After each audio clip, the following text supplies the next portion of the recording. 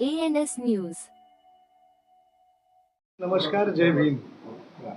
मैं अपने वार्ड के सारे रहवासियों को मैं ये बताना चाहता हूँ कि मैं अपने इस वार्ड के लिए एक मुअज़्ज़िज़ शख्सियत मुफ्ती सुफियान मानू साहब को पूरी तरह से समर्थन करता हूँ।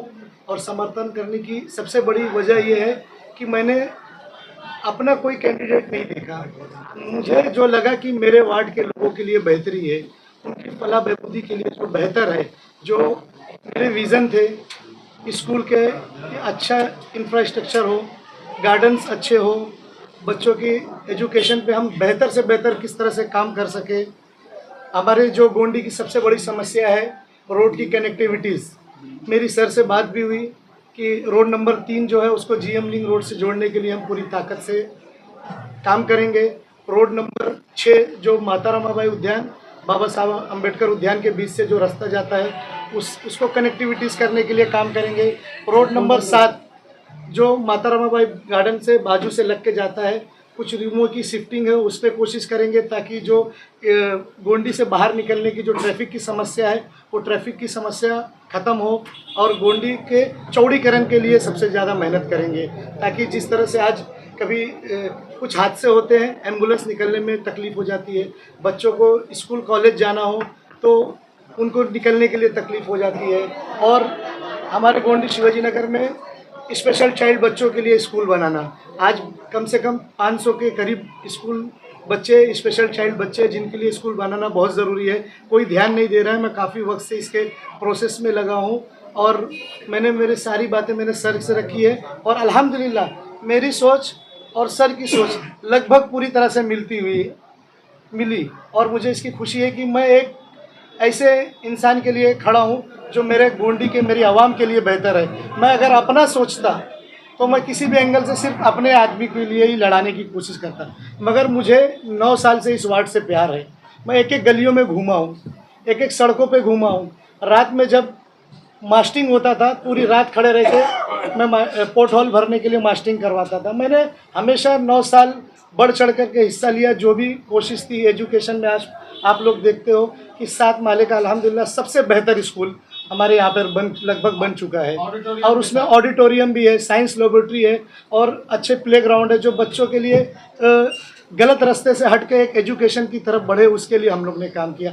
अल्हम्दुलिल्लाह बहुत बताते हो आप लोग को खुशी होती है। मैंने सर को भी बताया, सर को भी खुशी हुई। रफ़ीक नगर म्यूनसिपल स्कूल जो है वो 9 माले का पास हो गया लगभग। उसका एक मंथ में उसका टेंडर प्रोसेस पे है वो। और एक स्कूल उसमें 2 पार्ट है, एक मुंबई पब्लिक स्कूल है और एक सीबीएसई स्कूल है। तो हम लोग एजुकेशन पर्पस पे बहुत काम कर रहे हैं कि हमारे गोंडी के बच्चे जो है किस तरह से पढ़े। हमने गोंडी शिवाजी नगर में वो भी हालात देखे हैं कि माँ बाप अपने बच्चों की 500-1000 रुपये फ़ीस भरने के लिए परेशान हाल रहते थे। उनको हमेशा शौक़ होता था कि प्राइवेट, जिस तरह से बाकी लोग प्राइवेट स्कूलों में पढ़ते हैं उनके भी बच्चे पढ़े। हमने उस वक्त ये अहद किया था कि इंशाअल्लाह ताला गोंडी शिवाजी नगर में ऐसा वक्त लाएंगे कि कोई भी माँ बाप परेशान नहीं होगा अपने बच्चों को शिक्षा में पढ़ाने के लिए। और हमने इतना बड़ा कदम उठाया और इतनी मेहनत की। अल्हम्दुलिल्लाह हमारा एजुकेशन में, हमारे गोंडी में म्यूनसिपल स्कूलों का स्तर बहुत बढ़ते जा रहा है और यकीन मानिए कि पूरी तरह से फुल है। यही खुशी है। और जो विज़न है जैसे ओल्ड एज रूम बनाना, बहुत सारे ऐसे विज़न है जिस पे हमको काम करना है और हम सर उस पर डिस्कस करते रहेंगे, काम करते रहेंगे। और मैं मेरी आवाम का बहुत शुक्रगुज़ार हूँ कि 9 साल मुझे अपना दोस्त, अपना भाई, अपना बेटा समझकर मुझ पे भरोसा किया और मैंने कभी किसी से गलत लफ्ज़ों में नहीं किया। और आप लोग जानते हो कि मेरे साथ जो हुआ है मैं उसको आप लोगों को बयान नहीं कर सकता हूँ। मैं किसी की बुराई नहीं करना चाहता हूँ क्योंकि मैंने ऐसी शिक्षा पाई नहीं है। बस मेरी तकदीर में नहीं था, मेरी मेहनत पे शक किया गया, मेरी चीज़ों पे शक किया गया। कोई बात नहीं, इंशाअल्लाह ताला इनके शक को हम एजुकेशन के माध्यम से जवाब देंगे। हम इनके स्पोर्ट एक्टिव मेहनत का यही फल मिलता है क्या? जी, मैंने कहा ना कि मेरी शिक्षा ही ऐसी है कि मैं कहीं से आया हूँ और फिर मैं जब तक था तो अच्छा बोलूँ और नहीं हूँ तो मैं गलत बोलूँ, ये मेरे में नहीं हो पाएगा, मुझसे नहीं हो पाएगा। मैं एक सीधा साधा इंसान, लोगों की फलाह बहबूदी का काम करने वाला। हमारे बहुत सारे विज़न थे, जैसे गार्डन जो है वो गोंडी जिम खाना बने, जैसे कि बीएसटी प्लॉट के बाजू में एक बहुत बड़ी जगह 90 फीट पे है तो उसको किस तरह से गोंडी शिवाजी नगर का स्पोर्ट कॉम्प्लेक्स बने।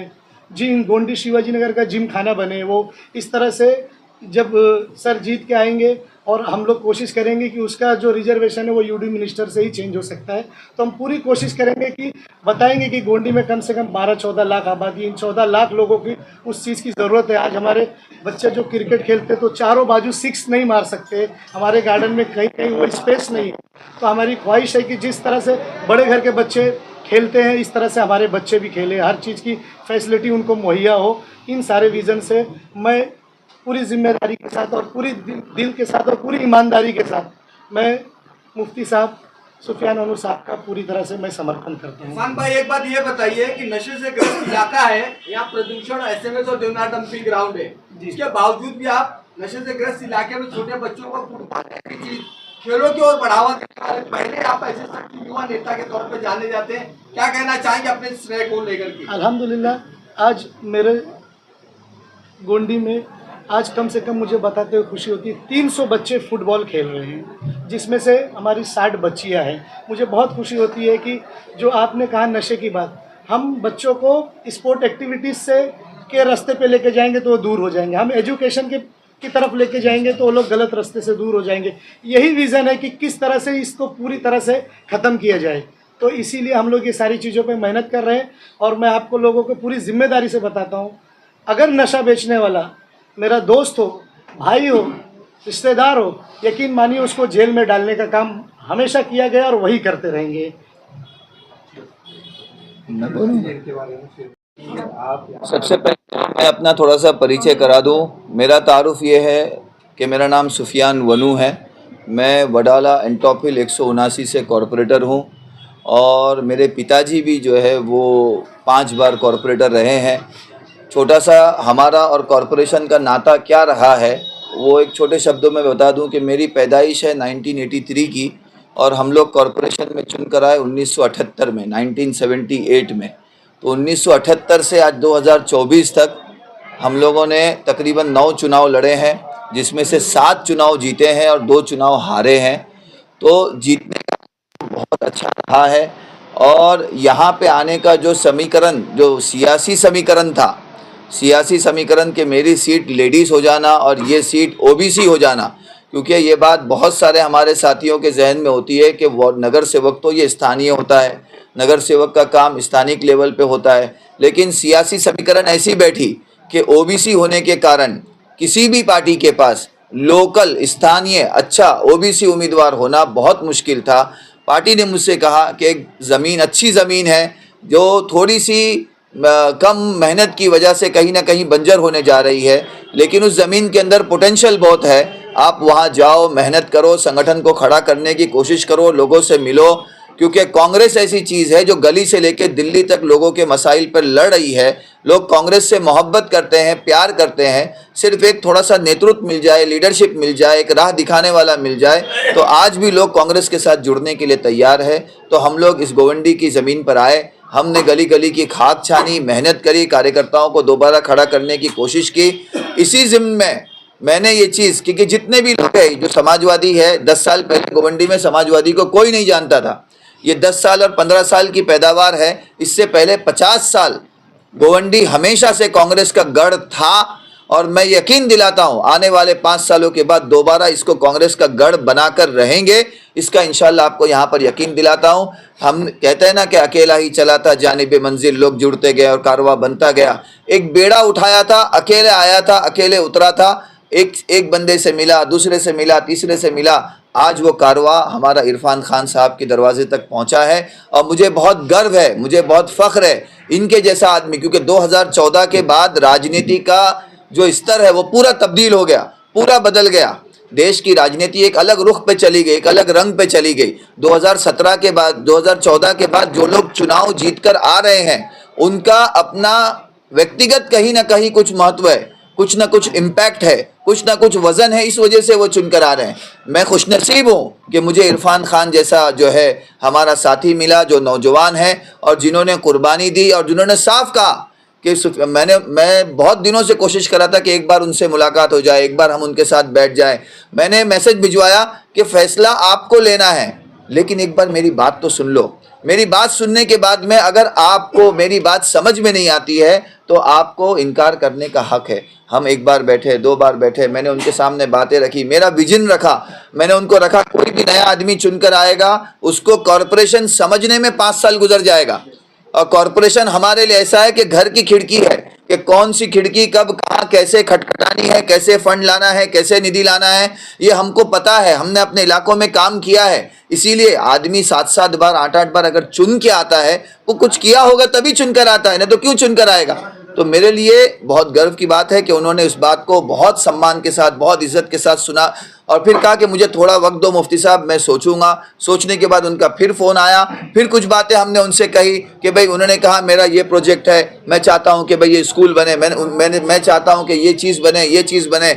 मैंने उनसे कहा कि आपका विजन मेरा विजन एक होगा और मेरा एक्सपीरियंस उसके साथ जुड़ेगा और आने वाले दिनों में गोवंडी का भविष्य हम बदलेंगे। इस संकल्प के साथ उन्होंने हाथ मिलाया, बगैर किसी मफाद के, बगैर किसी लालच के, बगैर किसी उम्मीद के। उन्होंने मुझे कहा मुफ्ती साहब आप 3 बजे जुमा के दिन मेरी ऑफिस पर आइए, हम बैठेंगे, पीसी करेंगे और प्रेस कॉन्फ्रेंस में मैं आपको अपना समर्थन दूंगा और पूरी ताकत के साथ कंधे से कंधा मिलाकर आपके साथ खड़ा भी रहूंगा। और इसी के साथ उन्होंने भी एक उम्मीदवार यहाँ पर नॉमिनेशन के लिए उतारा था, उन्होंने कहा कि हम उनको विड्रॉ करेंगे और एक साथ, एक मुश्त, एक ताकत, एक आवाज बनकर हम लोगों के दरवाजे तक जाएंगे, लोगों को समझाएंगे। एक बात याद रखिए, जब भी ताकत किसी एक आदमी के हाथ में आ जाती है, मोनोपोली जब बन जाती है, तो वो मोनोपोली देश के लोकतंत्र के लिए नुकसानदेह होती है, जिससे राहुल जी आज लड़ रहे हैं कि आज पूरा के पूरा देश 2 हाथों में दे दिया गया है। तो उसी तरीके से कि पूरा के पूरा गोवंडी एक कोई अपने आप को ऐसा समझने लगा है कि वो तानाशाह है, वो जो चाहेगा वो होगा, वो जो चाहेगा वो करेगा।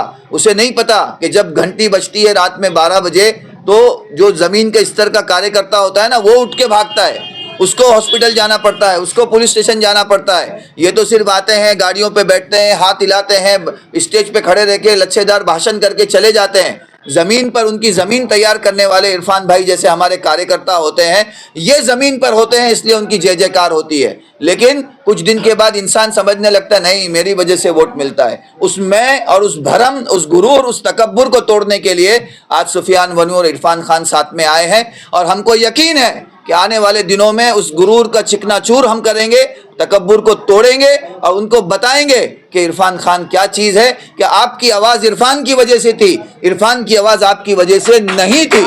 ये बात हम उसको बताएंगे और ये बात उनको साबित करके 16 तारीख को इंशाल्लाह हम साथ में जश्न मनाएंगे। मैं बहुत बहुत बहुत दिल से शुक्रगुजार हूँ कि इरफान भाई ने मेरी बातों पर यकीन किया, बगैर लालच, बगैर मफाद के मेरा साथ दिया। हम तीनों सीनियर यहाँ पर मेरे साथ, हमारे ज़िला के अध्यक्ष केतन मेहता जी आए हैं, निज़ामुद्दीन राइन तो मुंबई का चेहरा है, बड़ा चेहरा है, बड़ा वक्ता है, लोग उनको सुनने के लिए दूर दूर से आते हैं। मैंने तीनों सीनियर, हमारे यहाँ पर ब्लॉक प्रेसिडेंट गुलजार साहब भी आए हैं, तमाम साथियों को हम लेकर आए। मैंने एक साथी हमारे लिए 1 कदम बढ़ा रहा है तो हमारा फर्ज है कि हम उसके लिए 2 कदम बढ़ाएं। मैं यकीन दिलाता हूँ आपका, आपकी उम्मीद, आपकी तमन्ना, आपकी सोच हर्फ नहीं आएगा।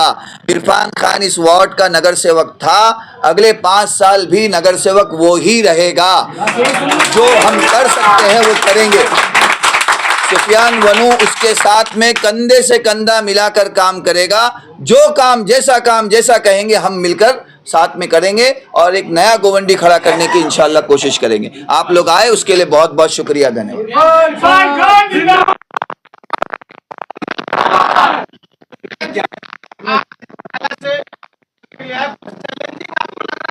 देखिए, मैं हमेशा चैलेंज को पसंद करता हूँ। 2017 में भी आपको लगता होगा कि मैं उस सीट से चुनाव लड़ा जहाँ पे मेरे पिताजी हो, ऐसा नहीं है। मेरे पिताजी की जो सीट थी वो आपको पता है, कॉरपोरेशन में हर मर्तबा डिलिमिटेशन होता है, कभी कुछ सीट जुड़ती है, कुछ हिस्सा जुड़ता है, कुछ हिस्सा खत्म होता है। मुझे 2017 में वो चैलेंज दिया गया था जहां पर उस वक्त की तत्कालीन सभागृह नेता, लीडर ऑफ द हाउस लड़ती थी। वो 20 साल से उस सीट के ऊपर जो है वो तत्कालीन वहां पे नगर सेविका थी और वो लीडर ऑफ द हाउस थी। और मेरे सामने 2017 में लीडर ऑफ द हाउस भी लड़ा और मुंबई का उप महापौर, डिप्टी मेयर भी लड़ा। कोई उस सीट पे जाकर लड़ने को तैयार नहीं था। हमने उस संकल्प को लिया। मुझे चैलेंजेस पसंद है, मेहनत करना पसंद है। मेरा काम मेहनत करना है, रिजल्ट देना, परिणाम देना ये ऊपर वाले के हाथ में है, हम उस पर छोड़ देते हैं। तो मुझे यकीन है, अपने खुदा की ज़ात पर यकीन है, अपने माँ बाप की दुआओं पर भरोसा है, और इरफान जैसी साथी जो हमें मिले हैं उन पर भरोसा है कि हम सब मिलकर चैलेंज कितना ही मुश्किल क्यों ना हो, एक दिन तकब्बुर तोड़ कर रहेंगे। ये मुझे आपका वादा है। किस तरह का अपील करेंगे आप अपने लिए? मेरी गोवंडी की जनता से सिर्फ और सिर्फ एक अपील है। मैं उनसे कहता हूं, आपके पास जितने भी उम्मीदवार आए हैं, एक बार उनका एजुकेशन देखें, उनका क्वालिफिकेशन देखें, उनका एक्सपीरियंस देखें, एक बार मेरी प्रोफाइल देखें, मेरी शिक्षा देखें, मेरी तालीम देखें, मेरी काबिलियत देखें, मेरा तजुर्बा देखें। फिर आंख बंद करके अपने दिल पर हाथ रखें। अगर आपका दिल ये गवाही दे कि आपके कैंडिडेट में दम है तो फिर मेरा साथ दीजिए। सुफियान वानी साहब, आपने BMC सभागृह के आप जुझारू नेताओं में गिने जाते हैं, बड़ी बेबाकी से अपनी बात को रखते हैं, तो आपके सामने अगर बाहरी और स्थानीय का मुद्दा गिरेगा तो किस तरह से उसका सामना करेंगे? देखिए, एक बात मैं इसको टेक्निकल तौर पे दो तरीके से जवाब देता हूं। सबसे पहले, बाहरी कौन? जो 138 की बाउंड्री से बाहर है वो बाहरी है, उसको चुनाव लड़ने के लिए बाहर का उतारा देना है। जितने भी उम्मीदवार खड़े हैं उन्होंने बाहर का ही उतारा इलेक्शन कमीशन में दिया है। ये पहला जवाब। दूसरा जवाब, गोवंडी वालों का दिल बहुत बड़ा है, इन्होंने बाहर वालों को हमेशा समेटा है और हमेशा लेकर चले हैं, हमेशा निभाया है। बहुत सारे बाहर से लोग आए हैं। आमदार साहब कहाँ से आए? इससे पहले और भी दूसरे नगर सेवक है जो बाहर से आए। मैं किसी व्यक्ति का व्यक्तिगत नाम नहीं लेना चाहता। जो सीनियर नगर सेवक बने वो भी है। तो गोवंडी वालों का खुदा ने बहुत बड़ा दिल दिया है। दुनिया को समेटने का, लेकर चलने का जज्बा गोवंडी वालों के दिल में है।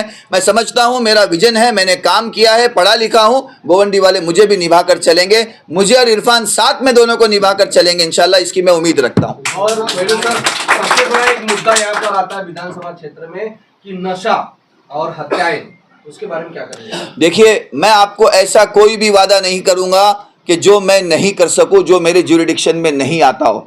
सीधी सी बात है, जिसकी जो जिम्मेदारी है उसकी उस चीज में अकाउंटेबिलिटी होनी चाहिए। नशा अगर हमारे आमदार साहब चाहे 24 घंटे में खत्म हो सकता है।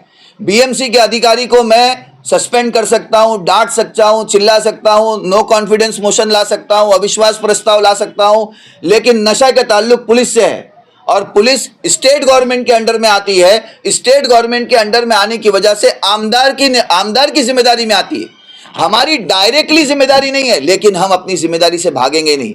हम नशे को खत्म करने के लिए जो चीजें कर सकते हैं कि गलत जगह पर हमारा टैलेंट लगे, उसको सही जगह पे मोड़ना, ये नेतृत्व की जिम्मेदारी। इस कमरे में अगर अंधेरा है, मैं जोर से चिल्लाऊं अंधेरा भाग जा, अंधेरा भाग जा, नहीं भागेगा। डंडा लेके अंधेरे को नहीं भगाया जा सकता। आप रोशनी का एक बटन दबाओगे, रोशनी आएगी, अंधेरा भाग जाएगा। तो तालीम आएगी, एजुकेशन आएगा, स्पोर्ट्स आएगा, उम्मीद, नौजवानों को उम्मीद मिलेगी, नौजवानों को करियर मिलेगा, सही चीजें मिलेगी, तो वो गलत जगहों से बचेंगे। यही मेरा विजन है और यही इरफान का विजन है जो इरफान ने आपके सामने रखा है, और हम लोग उसको आगे जारी रखेंगे। ठोकर है, कोई जहर तो नहीं जो खा के मर जाऊंगा।